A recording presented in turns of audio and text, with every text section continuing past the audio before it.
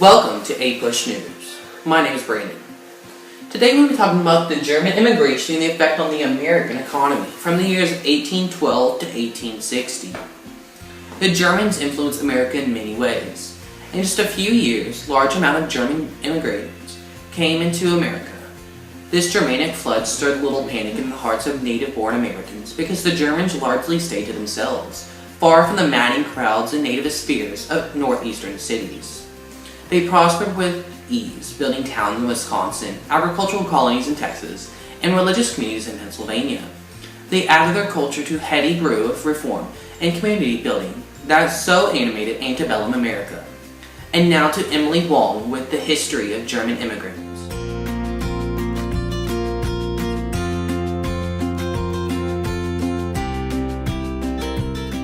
Thank you, Brandon. And now is some more information about German immigration into America. From the 1830s to the 1860s, about 2 million Germans migrated to the United States of America. The German immigrants who moved to America were usually struggling farmers, political refugees, and religious refugees. The Germans moved to America because there was no unified nation of Germany until 1871. When Prussian Otto von Bismarck assembled the German state, they arrived in different times for different reasons. One well-known group that came over was the 48ers. They were refugees from the abortive Democratic Revolution of 1848. What they wanted in Germany was unification, constitutional government, and guarantees of human rights. Others, such as Jews, pious, and Anabaptist groups, like the Amish and Maimonides, coveted religious freedom. And now to Amar to talk about the 48ers.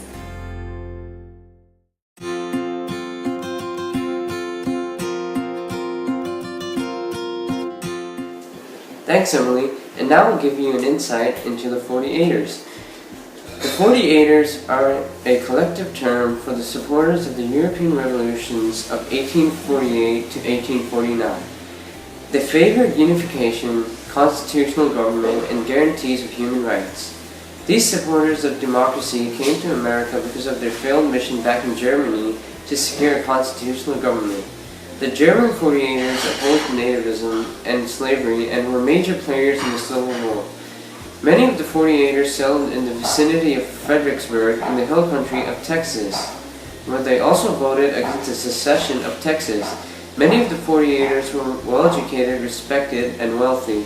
They later became very successful in their new countries.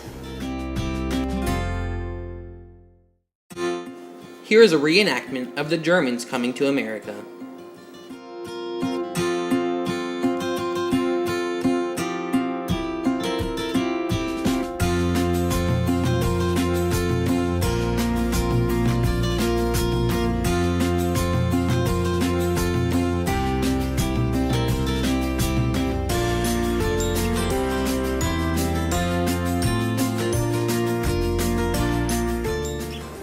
Great reenactment video. My name is Xuan. I am about to talk to you guys about how the German immigration affects the American economy. Due to the limited availability of farmland in Germany, heavy Germans decided to migrate to the United States of America during the 1800s. Many German immigrants came with fatter purses than the Irish people. Following the revolutions in German states in 1848, a wave of political refugees fled to America and became known as 48ers. About half went to cities and the other half went to farms in the Midwest. Texas attracted many Germans who came to farm, and later immigrants took industrial jobs in cities. Many were small landowners or independent artisans. They carried their skills with them when they came to America, and also utilized these skills to establish few industrial employment in the factories of Northeast. The Germans also boosted a German theater, German beer gardens, and German English Academy, and now to Danny about anti-tourism in America.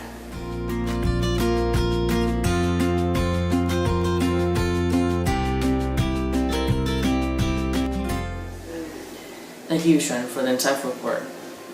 I'm Danny and I'm going over anti-foreignism in America. Starting in the 1840s and 1850s, Catholic German immigrants began to come in droves to America. This alarmed American nativists, citing that the newcomers would outbreed, outvote, and take over them. Since the majority of Americans were Protestant, they saw the immigrants as adherents to a foreign power, the Church of Rome. In turn, the Catholics began to separate themselves through religious schools and educational systems. When they arrived, the Roman Catholics were ranked fifth among the religious powers. But by 1850, they reigned with 1.8 million communicants. These changes prompted the formation of a protesting group, the Order of the Star-Spangled Banner. They spread works of literature and other forms of exposure that defaced the Catholics. One book, Awful Disclosures, sold 300,000 copies. In time, violent actions began emerging, such as attacks of Catholic convents and schools. One such occasion occurred in Philadelphia in 1844, where 2 Catholic churches burned down, 13 citizens were killed, and 50 were wounded. This was expected with how America is such a diverse society and a mix of so many different cultures. Anti-foreignism remains one of the blotches in American history on the topic of America and its minorities.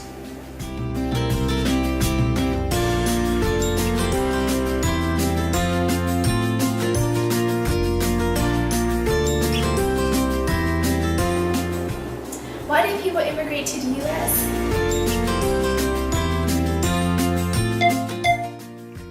Immigrants came to America from their homelands for many reasons. Some had heard interesting stories about the Golden Land, as it was called. They believed this meant that they could get good land, good jobs, have enough to eat, and send their children to good schools. Would an entire family come together? Sometimes a family would come all at once, but many times they would come separately. The oldest child and father may immigrate to America, while the mother and other children stayed behind. After earning enough money, the father and son would send for their family.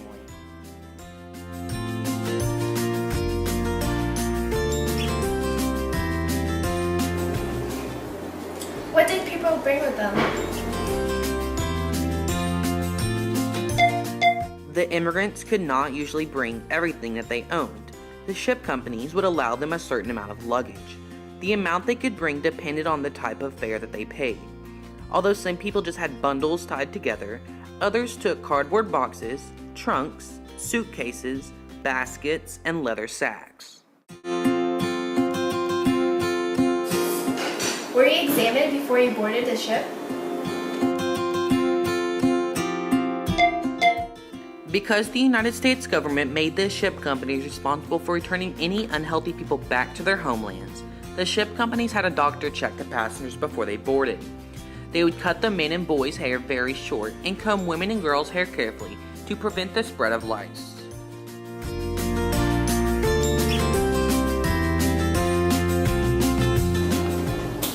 How long did the voyage last?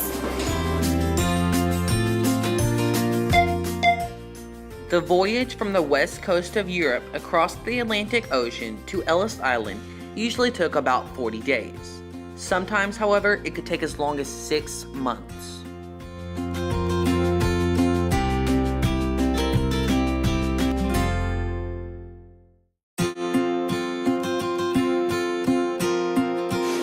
Where would an immigrant sleep and eat on a trip?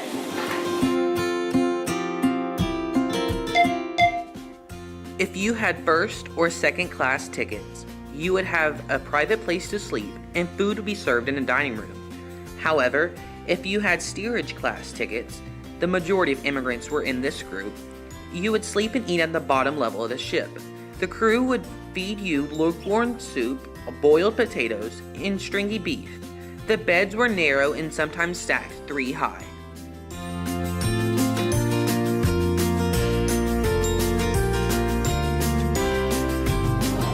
What happened when they reached the United States?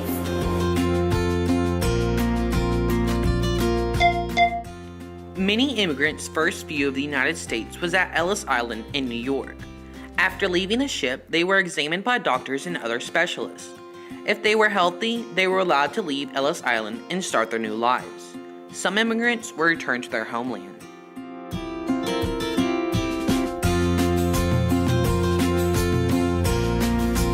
Was the voyage dangerous? Immigrants face many difficulties on their journey across the ocean. Besides dangerous storms, they also had the possibility of becoming seriously ill and dying.